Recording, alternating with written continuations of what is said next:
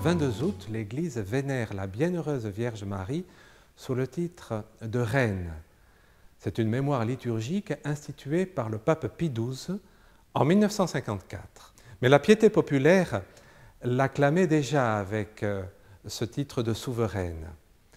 Déjà au XIIe siècle, nous avions ces hymnes du Salve Regina et de l'Ave Regina Caelorum, qui sont des salutations à la Vierge Marie comme reine. Le Regina Caeli est encore intérieur, Xe, XIe siècle. Et bien avant cela, dans l'Antiquité, des pères de l'Église comme saint Éphrem invoquaient la Vierge Marie dans une prière avec le titre de Reine du ciel et de la terre. Que pouvons-nous donc dire de la royauté de Marie?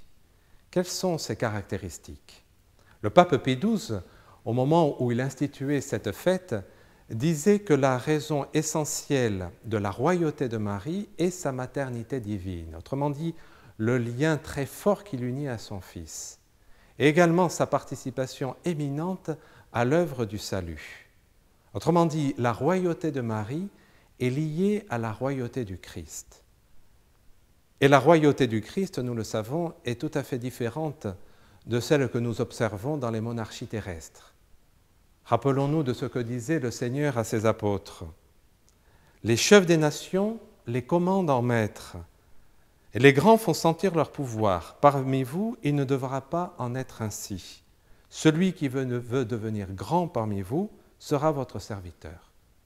Et pour leur montrer cela, il leur lava les pieds. Autrement dit, le Christ exerce sa royauté en nous aimant, en nous lavant les pieds, en souffrant pour nous sur la croix.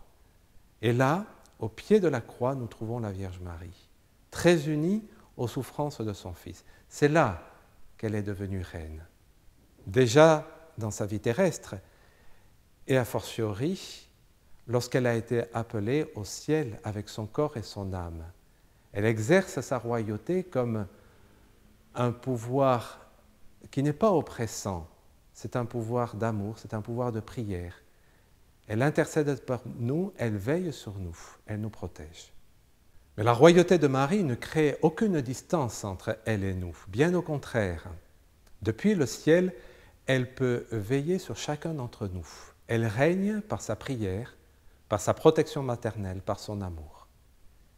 Et c'est ainsi que nous lui demandons dans le Salve Regina, salut aux reines, de tourner ses regards compatissants vers nous et de nous obtenir le bonheur éternel dans la contemplation de Dieu.